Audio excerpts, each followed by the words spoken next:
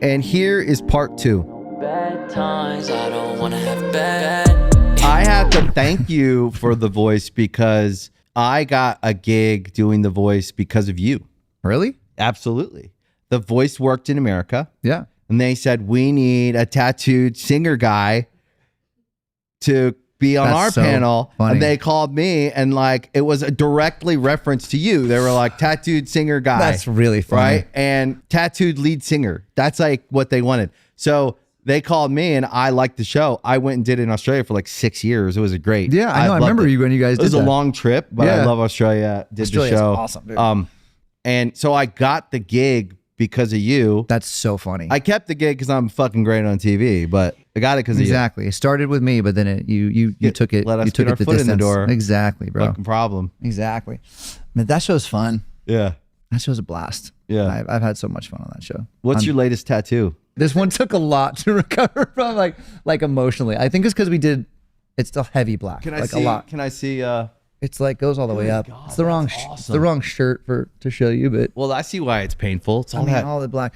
So like I'm just and it's now, over other tattoos. Yeah, really hurt, man. Like for the That's first why time in it my hurts. life. For the first time in my life, like after this, I was like, I might be done being tattooed. Well, tattooing over scars is it's painful. Yeah. Over 40, your nerves get less shot. I used Your to be nerves so get much shot. more. I'd go into a shop, and there'd be Revved people up. places, be people everywhere, and be like, all right, let's go. And then I would grit it out and just like deny the pain. And you have your head tattooed, which I'm super jealous of. I want so bad. But yeah, like now I have no tolerance, and I'm a total wimp, and it sucks. It looks badass though. Thank you. It looks great. I'll show you I'm after. jealous. And your brother just got an awesome cover up too. Yeah. But covering up that much tattoos on your arm, especially in the ditch there, and also because it's scar tissue, you never know how it's gonna like. It a also little extra. Oh, also yeah, like and also took me like a couple of months to like actually contact Brian, who did the sleeve under it and be like, Oh, do you have to- you have because to Brian tell has the guy. done most of the work, and Right. I love Brian. He's one of my best friends. Yeah, and stuff. yeah. And I'm but like, hey man, and he's the journey. chillest, coolest dude ever. Yeah. But like, I was like, and it's been 20 something years, Right. Right? He doesn't care. He's Yeah. cool. Yeah. But I was like, But it's very classy of you actually to tell the guy. I don't know if I would. it took me long enough. Yeah, But I did. It's thoughtful. I think I'm gonna get some tattoos covered for sure because Yeah. that's just what happens. 20 years later, you're like, I want to What the fuck keep was going. that? Yeah. You know, Not that I felt that way about your tattoos, Brian. but it's natural, right? You're just and so, but to be able to have a relationship with someone where you can have an uncomfortable conversation with them, and even if it could be trivial to someone else, but this is this guy's work, and like you said, he may not care. It was 20 years ago, but for you to think about his feelings, I think that's important. Actually, a good lesson. Like, I don't think about that because now I'm like, maybe I should. If I'm going to cover a tattoo, should I? It depends on the guy. He only cried for like 5 minutes. Yeah. And then it was like pretty cool. Yeah, that arm looks fucking sick. I'll show you the rest of it when I can actually lift my shirt up. Yeah. So the new record, Love Is Like, how many records is that for you guys? This is This is our 8th record. 8th record. Oh, we're on the 8th record too. No shit. Yeah. And by the way, congratulations. Thank you. guys I've heard a lot of it, not all of it, but Benji sent me some tunes. I love it. I like it. Yeah, man. It's nice. Sounds great, dude. I love that you guys are doing it again now too. Like it's fun to do it together. Had to take some time off, Yeah. 7 or 8 years, You're back though. raise these kids and figure out how to do all this shit, be married and live in the world and be adults and all this shit. You grown ups. But now I feel like we're ready to go back to the music. For Love Is Like, 8th album, what do you feel like you need to get out of a record when you make it now? I think that now it's so funny too. Like one of the greatest things about having moved out of LA was it gave me the ability to like have there be just less noise in general. I mean, when you live in a major city, when you live in LA or anywhere, New York or anywhere, there's buzz, right? You're living amongst millions and millions and millions of people. Yeah, it's energy all the time. So much energy. And I just was able to like really kind of unplug. And so for me, I was able to start to write again. And that to me now being on our 8th record and we've kind of experienced every form of writing music with all these different people. And sometimes it's been just the band and sometimes it's been, so we've done it every way you can do it. And I think this time around, I wanted it to be the most kind of artistic thing that I could accomplish on my own with the band and with, by the way, great producers and you know, people helping me write songs, but not in the same way that I've been getting the help before. Yeah, just like collaborations that you believe in. Yeah, and also like my rule for this album was the idea for the song, most of the words and all of the melodies, more or less, give or take a melody here or there, has to come from me, or the band or someone that's part of our nucleus. Yeah, it like it needs to be real self-expression. Like, yeah, like this felt was just the need. Totally. Like this, like I wanted to take the brunt, or like, I want, like when this album comes out, I want it to be on me. Yeah, something about this moment in your life and in this endeavor for this record was like, I need to express myself. I need to fucking make something that I get it. That's how I felt about this record for us too. Yeah. I need to dig in. I don't need to like go and do what I would think would be like the most business savvy. I don't want to go about this business wise. I don't want to say, oh, this person's writing great songs. Let's get together in the room with that person.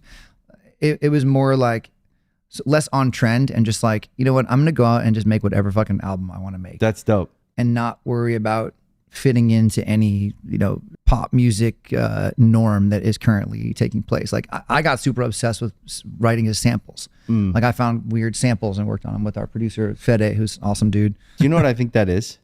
When I listen to you say it, because I feel like we're in a similar place, and it might be our age, it might be where we are in our lives, but also I think like you, and even you more than me, but we both have done the other thing successfully. We've said, there's a time and a place for every part of your career. That's what a career is. Yeah. It's like these moments. Yeah. You guys, better than anyone, have, I mean, look at all the features you have in your catalog across the years. It's incredible. You have Kendrick Lamar, you have SZA, you have fucking all these cool, crazy. Across the board, every genre, you have features across your catalog. But you also, in those features are classic records, classic songs. If we went through every fucking Maroon 5 moment, everybody would be bobbing their head going, I forgot this song. This fucking song is amazing.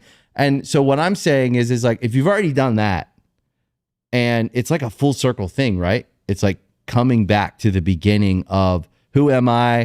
What do I have to say? Yeah. And then you dig in and you make a record. That's how I feel about this record with us too, is like, it's just a different moment. We want to make something that we fucking had to dig in and make. It's back to that artistic standard of here's where I'm going. Like, rather than chase and say like, okay, well, what do I have to do to get you to like me? Yeah, yeah. You know, hey, I'm going to do this, I'm going to do that, I'm going to write this kind of song with these people. It's like, that's fun. That's a fun game to play. Yeah. But this is more just like, I'm going to do this and I hope that you guys like it. It's a cool moment. Because this is us right now. And that's a cool moment. And it'll be a cool moment. No one's going to take that away from us, which is nice. It puts almost in a weird way, less of an expectation on it, but the door is open for it to become successful. That's kind of how I feel. I hope people love the music. I think it's the best music we've made in a long time because it's the most authentic and genuine. You shouldn't put it out if you don't feel that way. I don't know. And I don't think you would have. Exactly. I couldn't. Yeah. Like I didn't have the stomach for that. It's on par with where you're at. You move, like I'm the same place. Move my family out of the city, live in a quiet place where we get family time, and I get to sit in life for real and go, who am I? What do I like? What do I think? And shut everything out. And then I come back to work here in the city and everything's still here. Everything's buzzing. Yeah. You can participate if you want. But I think it's like that thoughtful moment where you're getting to decide who you are. And and I don't think in our younger years, we've had to learn how to do that because I don't think we thought we could. Sometimes I think we were just keeping up and moving and sticking, and it all becomes a blur of like, I guess I was, you know, and you look back right on all the things and you're like, your mindset had to have been so specifically one way. And I think that changes as you get older. I think you don't have the same. Yeah. And it's a real lived life. And then we bring it back to our music and we're like, yeah, this is just where I'm at. And this is where I've rounded out to, is like, I appreciate everything I've done. I love it. I fucking love every single moment of it. But also, if you went back and looked at everything we did, you could pick it apart too. And like, we were just growing up in front of everybody, and we wanted to land on our feet and be real guys in a real life, doing real shit, and be happy. And if you're able to be happy in this life, that's to be the luckiest thing you could ever experience. I agree. And especially in this crazy fucked up world now, I just think like, if you can exist in your own space and be happy and be yourself against the pressure to participate in all different kinds of bullshit. That's the challenge of now when we talk about how's the music business changed or how's the world changed. It's like there's so much pressure to participate in all these fucking conversations and all this bullshit where you're like, yeah, I don't actually want to. No. I'm not saying any of you are right or wrong or this or that. I just want to be me, whatever that means. Yeah. I mean, it becomes very difficult to navigate all of that. It's like, it's too complicated and there's too much at stake and there's too much at play. My name's Paul. Just like stay away from all of it. Yeah. But I think that where Maroon 5 is now, new record, going out on tour, I think you're going to see the band is bigger than it's ever been because it's a generational thing, right? The catalog stands up so that the new music stands up and the show stands up because y'all are real. You guys can play live, so you're a good band. So that's a thing that's kind of weird. It's like, I know no one really talks about live, but you have to be good live to especially these days. Yes, to build a touring career for decades, you have to be good live.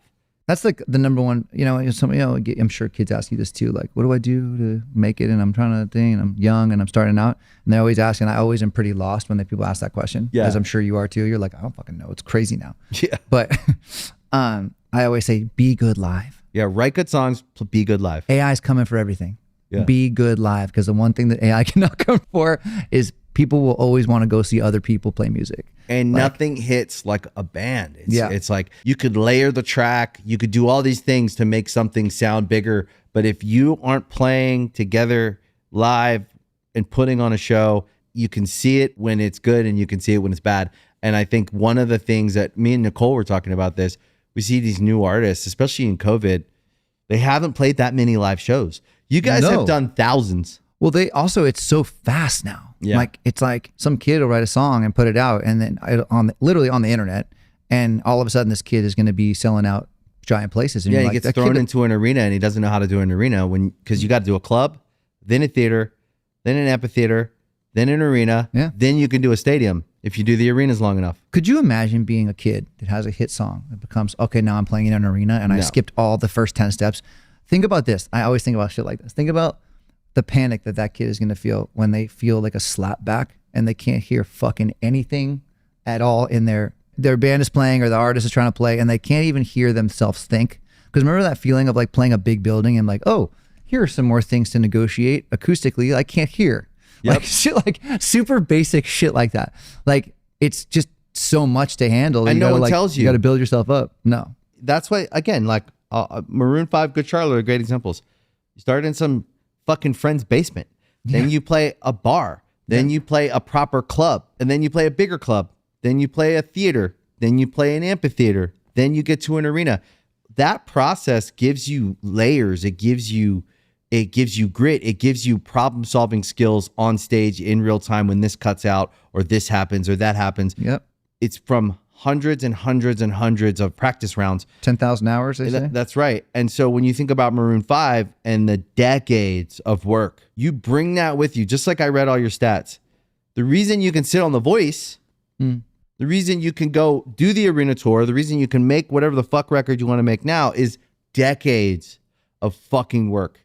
In the world we live in today, no one wants to hear the boring part, the long part, the fucking decades of work part. The actual work part. They just want to talk about right now. Everything's turn and burn. And for better or worse, I don't even know if it's good or bad, but at the end of the day, it's just like, what it is. The right? reason you can sit in this chair and talk to me about music is because you have decades of fucking all the things. It's good, it's bad, it's hits, it's misses, it's shit went wrong, shit went sideways, shit went right. Yeah. And you kept showing up. And the through line for life for me as a guy who's trying to be married, have a career, raise my kids, and live a life is, you got to fucking show up and solve the problem at hand, whatever that problem is. Showing up. That's it. I think you hit it right on the head. Just show up. Yeah. Because everything will have flaws. Everything will be riddled with problems, but show up. And if you show up, it's the absolute best foot to start on. And then the rest of it, who the fuck knows? And then you got some friends you meet along the way and you got a support system that's real.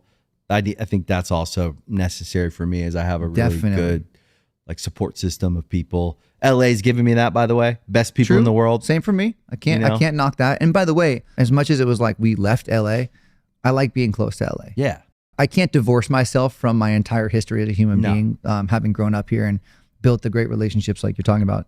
And so I do have a lot of love for it. I just think that once I had kids, I'm like, let's get out of here for a little while.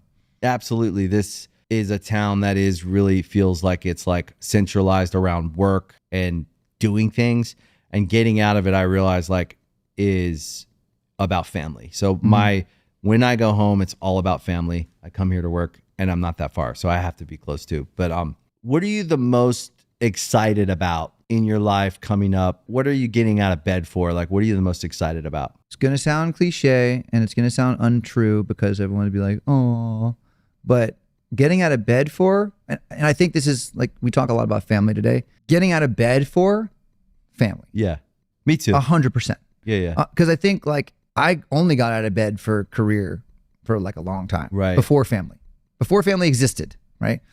And I think when I was 23 years old, I was like, let's fucking make it. Let's go. Let's go tour for 20 years. Let's go. Same. And that got me out of bed because that was my driving force in life. And that was my whole motivation at the point. Met Beati, had a family, all of those things changed. So I think that now, priority wise, what gets me out of bed is like my excitement and the joy that having my family gives me. That's number one. Yeah. And what's interesting is like, it's really, really interesting to have seen the shift in my whole being change of like, okay, so now number two is, I probably have to say career, right? And so the album, career, coming and doing horizon. your podcast today is two. It used to be one, right? So, and I like really think that that is an important and necessary shift that had to take place in my life. So yeah, that's the answer. I guess. Feel the exact same way. But I think I had to learn. I think my 40s has been I think I started that in my 30s trying, but I had been so career minded and dedicated, and also came from poverty and was scared for so long that I'd go back. And that took me therapy and everything else, learning how to like stop and be like, okay, I can hold this for a while. Balance. I'm not going to be impoverished anymore. Probably needed that. Probably happened 10 years later than it should have. And so. But that's a good point. That's an important point to bring up when we're talking about this kind of stuff when it comes to balance, because when you have a family, all of a sudden your career becomes that much more important because you you're get triggered. providing You're for like, your family right. and you have this thing. So one fuels the other in ways you never could have imagined, right? Like back then I'm like, okay, cool. We'll be successful. We'll make some money maybe. Oh, amazing. Wow. This is so cool for me. Right. But then it becomes like, now you have like, people to provide for. And so that, I think that instinct also drives the other, right? Yeah. So that is something that you need to adjust to also, of like, well, and I tell my kids every time, I'm like, I'm doing this shit at this point for you guys. Period. Like pretty much 100%. Period. Like, I don't know if I would be doing it at the level that I'm pursuing it still if I didn't have a family. Well, you have the same ambition. It's driven by something else now. But like the ambition you had when you were younger, for me, it was about me. Sure, exactly. I wanted all. I wanted it all. I wanted to see it all. I wanted it, and that's a healthy thing for like a 23-year-old. I think ambitious. Being ambitious is fine. Ambitious is good. In good taste. And in balance of like, I want to experience it all for all these reasons. And if you can find the balance, great. But at the end of the day, what gave me balance was I met my wife. And then I would say the first 10 years of our marriage was me learning how to participate in a functional family. I didn't have a functional family growing up. It was dysfunctional. And I think that was a big, she's a fucking saint, dude. She put up with me learning the learning curve of like how to like be the dad I want to be, work on myself. I'd say my 40s has been where what you're saying is it came all the way to fully develop, fully realized family that I'm super proud of. And that's why when I see other couples out there, especially that first 10 years, I'm like, you're in your growing period and you're in the learning curve. And so I'm like, just hang in there and work together to figure out how this thing functions. And then my 40s has been about like exactly what you're saying. I get out of bed for my family. Yeah. I'm excited about my family.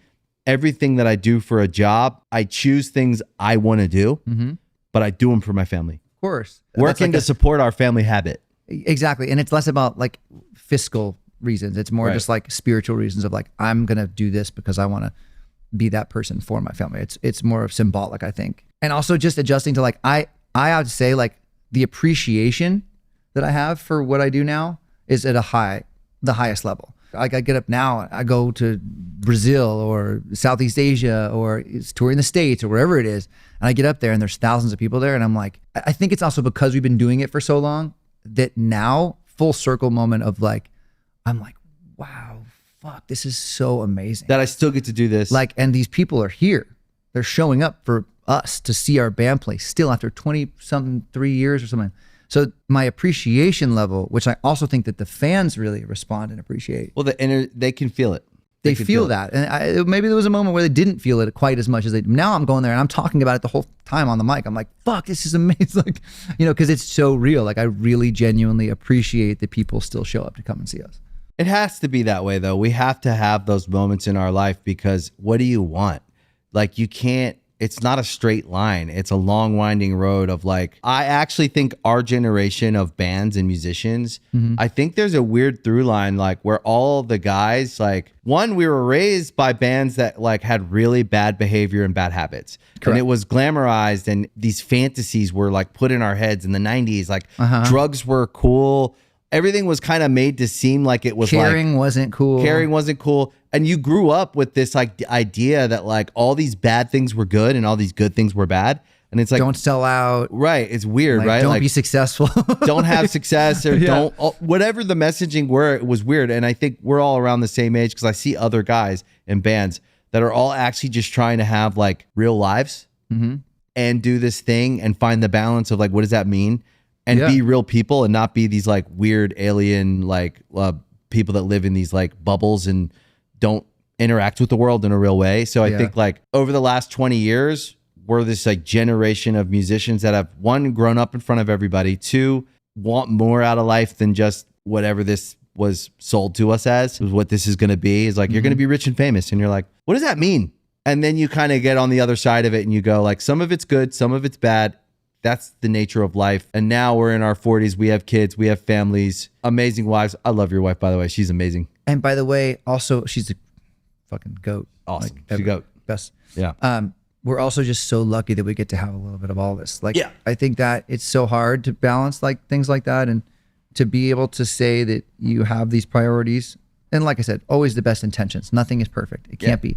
But just to have all the right priorities in the right order is just mentally the challenge of that, I think, and being able to have success, but also being able to balance it. That's the hardest thing to do. It's like, what would you say over the last 23 years, personally, but with Maroon 5, my experience of your band is you guys are having this like solidifying moment. You've always put out music. You've toured. For me, it's always been on brand. I've always been like, but I think it's just you being yourself. That's probably why it's on brand.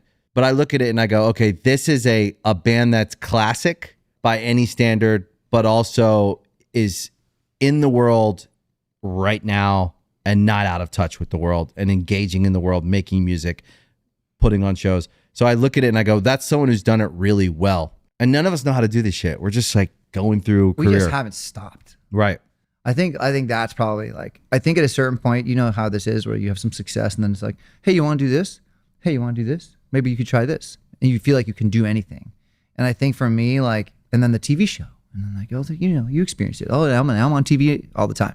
It can take away from that momentum of like, no, but like the music is what I'm here for. Because I've seen music's first. always. So like, as long as that's what I lead with, it's like, I'm not going to go try pretend like I'm going to be this or be that. This is all I know, really. And even the fucking voice, it's music. So that talk about having a brand, like there's never been a sit down or a conversation about it. It's just like, all I know how to do literally is music. So as long as I just keep doing that, put my head down, focus, that will be what defines me as like, just continue doing this. It's that dumbly simple, but I think that's where I'm at. I'm just saying, 23 years as Maroon 5, that's exactly kind of what I thought. You know what's funny too about what I admire most about you guys too is like, you guys are so good at doing other things. Like when I come to this office and I see all the things you've done, I know you've worked and signed other artists and done other record label stuff. Like the way, and Benji tells me about business shit you guys do, which we won't get into, but like I'm incapable of that. And I think that's what, if anything, I would have liked there to be some more. All I have any confidence in this world is the fact that like I can sit down and write a song and I can go perform and play. That's it. But like, I don't know, like that is my, like you said, that is my brand. Whereas like you guys were able to do other shit. So I could see how that could be tempting to go and take 7 years off and do that. I just am incapable of it, if that makes sense. Yeah, well, I think Your empire is more than music. But I think it's all of us being ourselves, right? Because when I see what you've accomplished, it's 10 times or however many multiples greater than what we have in the music sense of like how many records have we sold, this, and that. Not that we could compare, but if I look at the equity, but yeah, if I look at the wall you've built by putting one brick in at a time, it's almost like what we've accomplished in our businesses is similar. It's the same amount of energy going in because we work the same. We all work all the time. And that is what I envy about it, is that it's equally impressive to me. I'm actually blown away by that aspect of what you guys do, is that like, I think in establishing what we're talking about for me, which is like, how have I done it? It's basically by sticking to that one thing. Yeah. And that's, like I said, that's all I know. I've tried to do some of the shit you guys have pulled off super successfully, and I fucking can't do it. It's impossible. But that's only because you kept the music first, and I see it. That's exactly what you hit the nail on the head. When I think about Maroon 5, I think music. Yeah. Do you know what I mean? Think about it. When I think about Maroon 5, I think music. It's a musical, it's a very rich musical brand, entity, whatever you want to call it. But when I think about you, I think music. When I think about Maroon 5, I think music. Yes. And it's not just, it's not any one song. It's not any one genre. It's music. And that, to me, you nailed it. You put the music first, always. That's kind of the North Star. And with us, we didn't. We went and weaved through, and which one's better, which one's worse? I think we're all just being ourselves. But that's what I'm saying. Like, that's part of my thing, and what's part of y'all's thing is what you've done, which has obviously been hugely successful too. So it's not, that's why the metrics mean less. It's more about like, okay, well, what did we build? What did we build? How did we build it? What kind of thing? And so I envy both things. You know what I mean? It's pretty cool. It's cool. Yeah. It's cool to know you. It's cool to know you too, bro. Yeah. I'm excited for the record, man, and the tour. Yeah, man. I can't wait. We'll see, we shall see. Thanks for coming on. Thanks for having me, dude. Appreciate it, dude. Great. Right on. Thank you for listening to Artist Friendly. We really appreciate it. If you like the show, you can also follow us on Spotify. You can follow us on Instagram at artist.friendly. And you can watch us on YouTube and VEPS. Leave comments. I always read them. See you next time.